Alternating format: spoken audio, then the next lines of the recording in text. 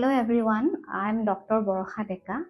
I have been teaching in the Department of Political Science, Guwahati University since 2009. I have done my Masters, MPhil and PhD in Political Science from Jawaharlal Nehru University, New Delhi. And before joining Guwahati University, I have taught in Gargi College and Hindu College under University of Delhi. Initially, my aim was not to become a teacher, if I can say frankly, but uh, getting a seat in Jawaharlal Nehru University, New Delhi played a very important role in my academic career by understanding the sanctity of this profession and by seeing the way the teachers have dealt with their students in my JNU life. I got inspired to become a teacher because it is the best way to be connected with young minds. Actually, the basic qualification is known to all. If you want to be a teacher in a higher academic institution, such as in a college or an university, having a master degree in a specific discipline with a qualifying net is the basic qualification. However, one should not confine into the understanding of these two basic qualifications. To be a teacher or to be an academic professional in higher educational institution, one should be having command over the discipline. Another way of seeing it is having communication skill, and also the specific language of the discipline is very important. That means if you are doing social science, you must have an understanding of what is the language of social science, and one should also keep updating oneself regarding the social, political and economic realities to be a professional academician. Okay, if I have to talk about the challenges of this profession, this is not a profession which is confined to a 9 to 5 kind of a job. This profession is a way of life. It becomes part of your everyday life, be you are in the institution or you are at home. So there is no distinction between your academic life and your personal life if you have to talk about academic activities. However, the challenges are coming from the advancement in technology and information. The students are now open to various information, and you have to be really updated. You have to know their minds well, see different perspectives. If the technology is giving them an answer, you should be able to give them more or multiple perspectives to understand the same answer. So to be able to update yourself according to the changing time, society and technology is a bigger challenge in this profession. And rewards are manifold because you are always with young energetic mind. They are opened or exposed to various new ideas, and you are in the process learning a lot from your students also. So this is very rewarding as a profession. I will say that this journey is full of pleasant moments and also a lot of challenges.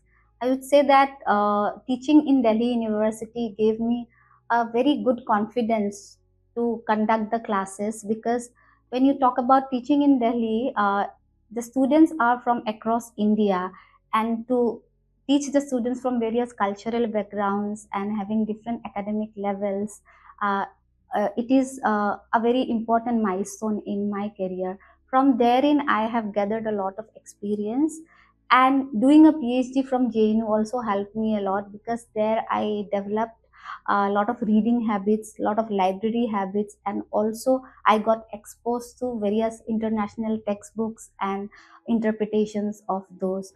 If I have to talk about the milestones in my academic career, I would say that taking the higher education degrees from Jawaharlal Nehru University really helped me in shaping my academic career. And I would say that doing a PhD from JNU actually helped in my academic and research career, so that can be considered as one of the milestones. And teaching in Delhi University also gave me a lot of experience to deal with students from varied cultural backgrounds and academic levels. And those experiences could be considered as very important milestones in my academic career. And coming over here and teaching the students from my own state and also guiding them in their research work actually helped to develop my career and engage myself more into research work. Now, this is important.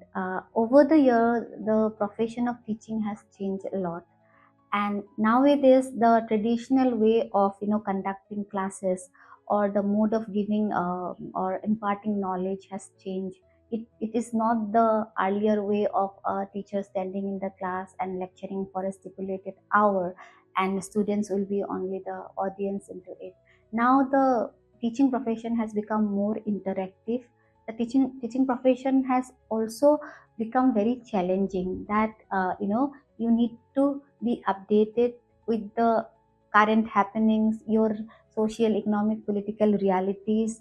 How do you see them in the broader context? As I can give example from a political science discipline, as we study Indian politics, we have to be updated about the changes happening in Indian politics, how power is revolving, how power is shifting, and how regional parties are acting, how national parties are acting, how they are interacting with each other. So if we have to be very skillful within this profession, first have knowledge about your discipline, keep your mind open to understanding, knowing and gathering knowledge from your outside world, that is your society, that is your politics, that is your culture, that is your linguistic status.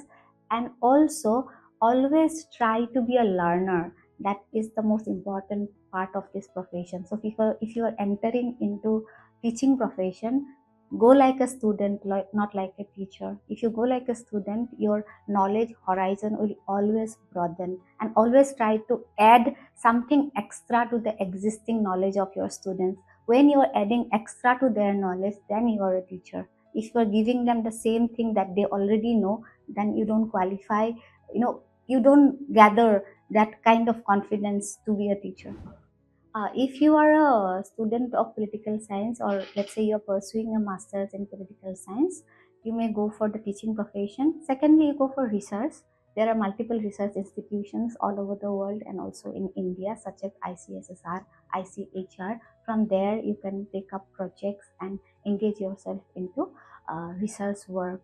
Thirdly, there are ample opportunities in the election area or election study circle. You can go for election study workshop with CSTS.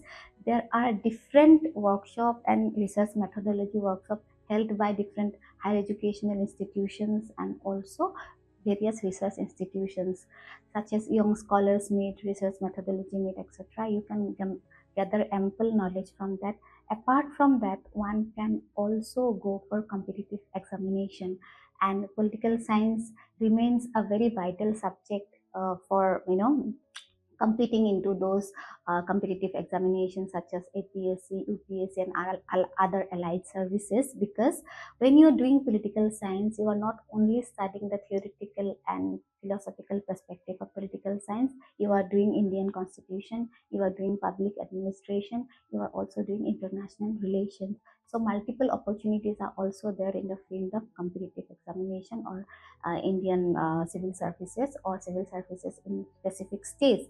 Apart from that, one can also think of working into international organization, because we have specific papers for international relations wherein one can pursue or think of engaging oneself into international organizations like job in UN, etc. I have already talked about the courses that are at offer, right? So these days, various courses are also given in online platform, right? And courses I'm talking about, you can go for the election study in CSTS. That is very important for a student of political science. And other courses are the offered by various research institutions in Assam and also outside. IITs also provide various courses on methodology, workshop on methodology for the young researcher and for the students of political science or other social science who wants to pursue research in future.